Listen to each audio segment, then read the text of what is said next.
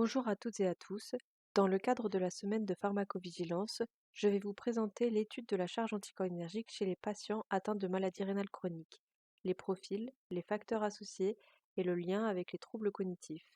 Il s'agit d'une étude de pharmacoépidémiologie menée dans la cohorte CKD1. Les patients atteints de maladies rénales chroniques ont un risque plus élevé de présenter des troubles cognitifs, que ce soit liés à des causes non spécifiques de la maladie telles que l'âge, l'hypertension artérielle, l'hyperglycémie, la dyslipidémie et les facteurs de risque liés au mode de vie, des causes spécifiques de la maladie telles que l'accumulation de toxines urémiques, les calcifications vasculaires. Aujourd'hui, nous allons nous intéresser aux médicaments pouvant être un facteur de risque modifiable de troubles cognitifs, à la fois spécifiques et non spécifiques de la maladie rénale chronique, et plus précisément les médicaments aux propriétés anticholinergiques. De nombreuses études suggèrent qu'il existe une altération de la barrière hémato-encéphalique dans la maladie rénale chronique. Cette altération peut entraîner le passage de médicaments vers le système nerveux central. De plus, la baisse de la fonction rénale liée à la maladie rénale chronique va entraîner une modification de la pharmacocinétique des médicaments. L'ensemble de ces modifications peuvent majorer le risque d'effets indésirables médicamenteux, notamment les troubles cognitifs. L'acétylcholine est un neuromédiateur intervenant au niveau du système nerveux autonome via les récepteurs nicotiniques et muscariniques. Les médicaments aux propriétés anticholinergiques vont bloquer l'action de l'acétylcholine sur les récepteurs muscariniques, entraînant une majoration du tonus sympathique. On retrouvera des effets recherchés par exemple pour les traitements de l'incontinence urinaire, syndrome parkinsonien, et des effets indésirables par exemple pour les traitements antihistaminiques, antidépresseurs. Le système cholinergique joue également un rôle dans la mémoire, l'attention et l'apprentissage. Les médicaments aux propriétés anticholinergiques sont connus pour leurs effets indésirables au niveau périphérique, comme les troubles de l'accommodation, la sécheresse buccale, la constipation, la rétention urinaire, la diminution de la transpiration et la tachycardie. Mais ces médicaments ont également des effets indésirables sur le système nerveux central, entraînant confusion, troubles mnésiques, désorientation. Bien que ces effets indésirables soient connus, ils sont fréquemment prescrits chez les personnes âgées, associés à une augmentation de la morbidité et mortalité dans cette population, et notamment les troubles cognitifs.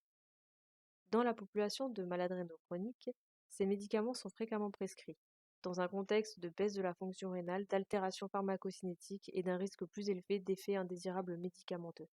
Cependant, il n'y a pas d'études évaluant l'association des médicaments aux propriétés anticholinergiques sur les performances cognitives chez les patients atteints de maladies rénales chroniques. Pour répondre à cette question, nous allons décrire les prescriptions de médicaments aux propriétés anticholinergiques et leur changement dans le temps, identifier les facteurs associés aux prescriptions de médicaments anticholinergiques et évaluer l'association entre la charge anticholinergique et les performances cognitives. Pour cela, nous avons utilisé les données de la cohorte CKD1. C'est une cohorte prospective ayant recruté 3033 patients atteints de maladies rénales chroniques, suivis par un néphrologue sur 40 sites distincts de France. Le suivi actif de 5 ans a permis de recueillir les données anthropométriques, des échantillons de sang et d'urine, les prescriptions médicamenteuses et les événements de santé, tels que l'insuffisance rénale terminale traitée, les hospitalisations, les événements cardiovasculaires et le décès. Afin d'analyser l'impact de la charge anticholinergique sur les performances cognitives, nous avons eu besoin de la quantifier. La charge anticholinergique correspond à l'effet cumulatif de la prise d'un ou plusieurs médicaments aux propriétés anticholinergiques. La mesure de référence est l'activité anticholinergique plasmatique qui utilise des radiorécepteurs et donc n'est pas disponible en routine.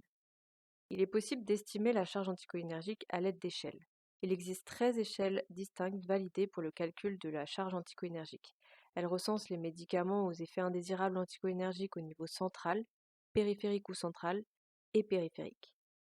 Chaque échelle associe un score allant de 1 à 3, quantifiant l'effet anticholinergique de la molécule de possible, modéré à très significatif. L'addition de ces scores nous permet ensuite de quantifier la charge anticholinergique. Pour cette étude, nous avons utilisé l'échelle ACB, Anticholinergic Cognitive Burden Scale. Elle attribue un score de 1 à 3 pour chaque molécule ayant des propriétés anticholinergiques. La somme de ces scores nous donne la charge anticholinergique du patient. Prenons l'exemple de cette prescription. Le paracétamol n'est pas reconnu comme une molécule ayant des propriétés anticholinergiques. Le furosémide est associé à des propriétés anticholinergiques faibles. Alors au total, ce patient aura une charge anticholinergique faible. Si nous ajoutons l'athénolol à cette prescription, qui est associé à des effets anticholinergiques faibles, la charge anticholinergique de ce patient devient modérée. Prenons une ordonnance différente avec de la paroxétine, associée à des effets anticholinergiques modérés, et de l'alprazolam et du furosémide, associés chacun à des effets anticholinergiques faibles. Ce patient a donc une charge anticholinergique élevée. Dans le cadre de ce travail, nous avons eu besoin de mesurer les performances cognitives des patients.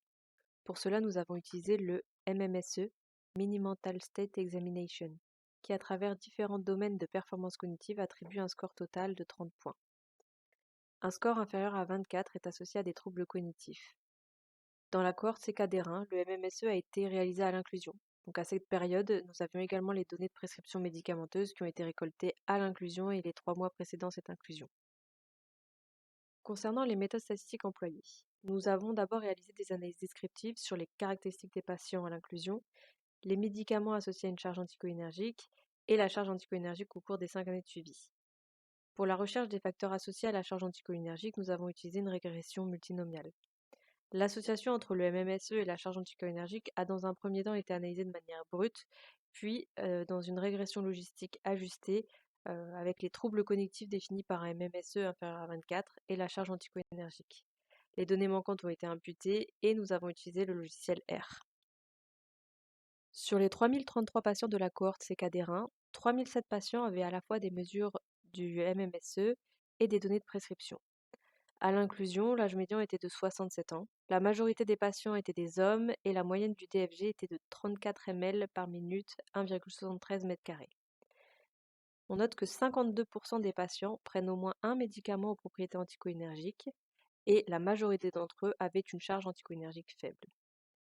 On observe que chez les patients avec une charge anticholinergique élevée, donc supérieure ou égale à 3, le nombre de médicaments est plus élevé, le niveau d'études moins important et les antécédents cardiovasculaires et de dépression plus importants.